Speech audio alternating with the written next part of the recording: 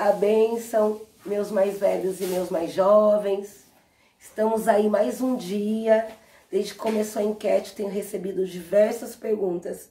Então a gente vai fazer em blocos, já que a gente está nesse momento de Covid-19, hashtag fique em casa. Eu vou respondendo e vocês vão perguntando e eu vou respondendo. E a gente vai caminhando e se conhecendo cada vez mais. A primeira coisa que me perguntaram é porque eu falo a bênção, meus mais velhos e meus mais jovens. A bênção é algo que eu aprendi com os meus avós. Eu sempre tomei a bênção dos meus mais velhos, né? E aí, quando me ingressei em religião de matriz africana, eu vi que isso foi afirmado. E eu acho que é uma bênção você tomar a bênção do mais velho. E também tomar a bênção do que vem a seguir. É só por isso, é uma prática da minha vida, do meu cotidiano. Eu sempre tomo a bênção, eu sempre peço a bênção. E sempre me sinto super abençoada quando eles me respondem que Deus te abençoe, que minha mãe e meu pai te abençoem. E é isso. Como chegou na política? Uau! Olha, acho que como que a política chegou em mim, seria mais interessante a resposta. Porque todos nós somos agentes políticos em tudo que a gente faz. Desde que a gente ingressa na escola, desde que a gente se interage com o meio social, cultural, e desde que a gente se percebe diferente do outro. Então a minha consciência de percepção política, ela foi se dando conforme eu fui me posicionando no mundo e vendo as coisas que me incomodavam, as coisas que eu tinha desejo de lutar por uma melhora e as coisas que me tranquilizavam, que me davam motivação. Então o meu ingresso na política se deu desde do espaço familiar, do espaço social e das escolhas que eu fui fazendo, seja na cultura, na academia. Eu penso que a política faz parte da nossa vida e ela é estruturante para tudo que a gente faz. Agora, a política partidária, ela já vem de uma outra construção. Mas a política pela política, eu acho que a vida é política. Tudo que a gente faz na vida, quanto ser humano, tem parte política. E compreender essa participação dela se faz super importante. Ale, gostaria de saber quais os seus planos para sanar as diferenças sociais em Campinas. Falar de sociedade em Campinas, numa cidade que tem mais de 1.200.000 habitantes, mais de 5 macro-regiões, mais de 7 sub-regionais, é bastante desafiador, porque a gente tem uma cidade diversa mesmo. Cada território tem sua própria história. Então, a primeira ação que eu vejo como possibilidade de equalizar é a gente trabalhar uma ação política que equalize e reconheça a diversidade dos nossos territórios.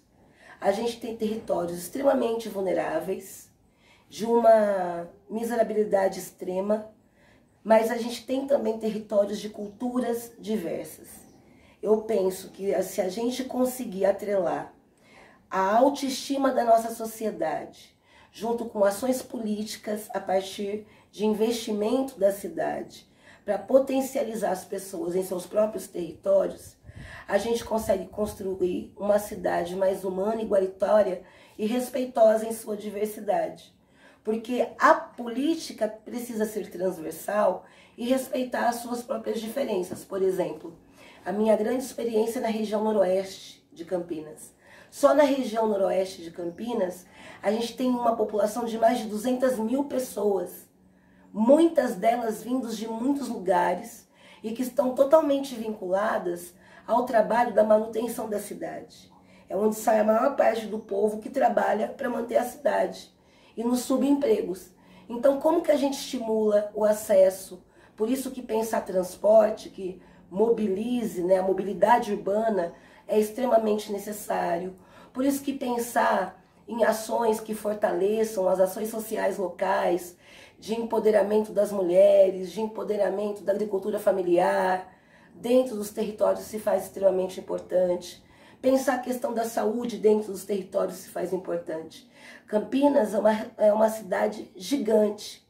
E se dentro dos seus próprios territórios nós não conseguirmos implementar ações políticas de fomento, de articulação, pensando transversalmente, e aí de novo a experiência da região noroeste, que já tem uma intersetorial, que articula cultura, educação, assistência, saúde, pensando a região da cidade, Eu penso que, se não aproveitarmos experiências como essa, teremos grandes desafios em buscar uma sociedade igualitária. Então, a primeira ação, com certeza, é aproveitar essa experiência da região macro-noroeste, que já articula diversos segmentos, pensando toda essa população, e como que a gente faz desse modelo uma possibilidade de ação para todo o município de Campinas.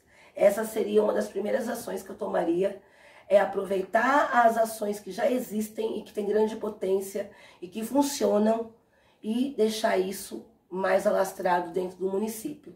Uma outra ação é possibilitar efetivamente um contato mais direto. Eu penso que um representante político, ele representa um povo, né? Campinas e o povo de Campinas é o nosso maior patrimônio. Eu acredito nisso porque acredito nesse olhar do patrimônio cultural e material que inclui a pessoa na sua dimensão de existência dentro do espaço da cidade, seja ele urbano, rural ou misto.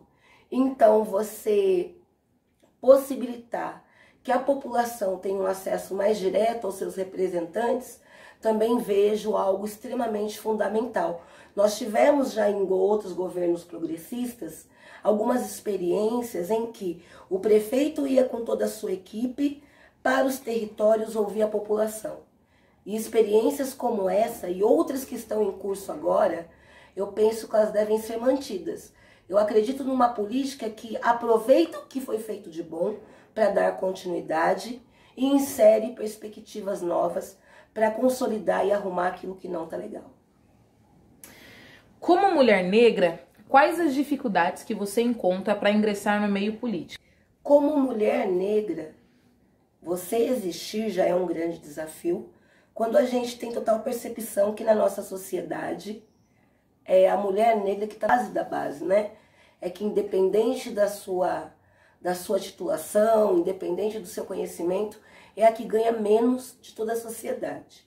Então, ser mulher negra no Brasil, que é um país racista, classista, machista, e que tem ainda tantos istas, a gente sabe que é um grande desafio, e ser mulher negra ingressando na política é um desafio ainda maior. Porque o partido político, a estrutura dos partidos políticos, de modo geral, em sua história, elas são pautadas em homens que pensam. Então, foi uma grande conquista quando você passa a ter dentro dos diretórios políticos, partidários, a exigência de 30% no mínimo da população da mulher. E aí, quando você pensa essa mulher, para que ela ganhe essa característica de um corpo de mulher negra, esse 30% é ainda muito menor. Então, o maior desafio, eu penso, que ser uma mulher negra dentro da política, primeiro é ser uma mulher negra numa sociedade racista como a nossa. Ao mesmo tempo, eu percebo que a gente está diante de tantas transformações sociais e de tantas consequências das nossas más escolhas, seja no campo da saúde, do meio ambiente, tem surgido da religiosidade, né? Se a gente pensar que hoje religiões de matriz africana, no estado de São Paulo, mais de 70%, essas religiões são praticadas por corpos não negros, que é algo a se pensar. Eu penso que essa difusão e essa troca tem possibilitado uma abertura também no campo político. Mas é óbvio que o homem, ainda dentro dos partidos, tem o seu privilégio e que a gente vai ter que cada vez mais se unir, se irmanar quanto mulheres, mas também quanto povo, para que ouça a voz das mulheres. Eu penso que a gente tem aquele olhar de que quem está sempre pronto para nos conduzir é o homem. E o corpo desse homem quase sempre é um homem branco, hétero, da elite, né? O nosso padrão do homem que está pronto para nos conduzir, mesmo tendo uma história secular, né, no nosso país, que mostra que a maioria das vezes que esse homem, dentro dessa estética e desse padrão, sempre atendeu os seus próprios interesses em detrimento da maioria. Enquanto você ser dentro dessa sociedade, essa mulher negra, eu acho que se a gente pegar desde os tempos remotos, né, quem que é, como surge a mulher negra no Brasil? Ela surge primeiro como a escravizada que atendia a casa grande, como a ama de leite que amamentou o filho do senhor em detrimento do seu, como a empregada doméstica que teve que deixar o seu filho em casa para cuidar do filho do outro para levar subsistência, como a mulher hoje que vai para a universidade e que conta efetivamente com diversas estruturas e buscar dentro do espaço acadêmico esse espaço de representação, como a mãe de santo que deixou de ser a mãe de santo em detrimento do religioso, né? São poucas as casas hoje religiosas conduzidas por mulheres à frente. Então, o desafio da mulher na sociedade, seja ela negra ou não negra, ela é gigantesco. E sendo mulher negra no meio político, é ainda menor, mas ele também é extremamente emblemático.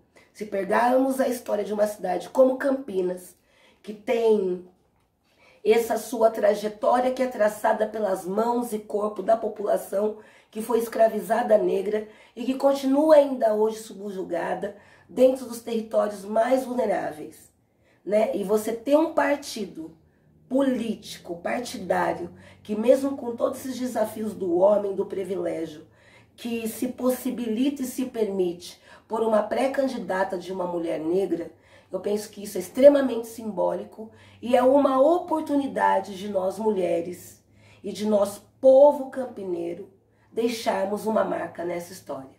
Bom, por hoje é isso aí. A gente vai continuar esse papo por esse canal, pelas páginas do Instagram, pelas páginas do Facebook e pode continuar mandando suas perguntas, que na medida do possível a gente vai responder a todas elas e hashtag fique em casa e juntos chegamos lá, porque o povo de Campinas é o nosso patrimônio. Até já!